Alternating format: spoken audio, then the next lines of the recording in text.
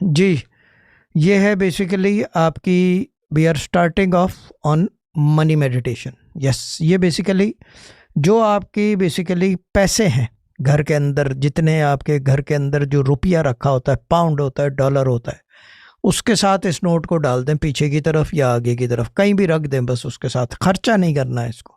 This will be basically your money generator. ये बेसिकली आपका जनरेट करेगा पैसा, उस पैसे को बढ़ाएगा ये।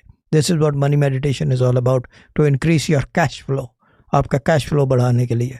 वीडियो शॉर्ट रख रहा हूँ कि इस वजह से कि जल्दी हो जाए, और इसके अंदर लंबी चौड़ी स्टोरी है नहीं। सिंपल आपने ये करना है कि नोट को ऐसे पकड़ें, दोनों कोने जो हैं आपके इससे लॉक होने चाहिए। मैं दूसरा कैमरा भी दिखा दूँ कि एंगल से नज़र आ जाए। यस, ये इस तरह लॉक होने चाहिए। आपने लॉक कर लिया है, सो दैट्स अबाउट इट।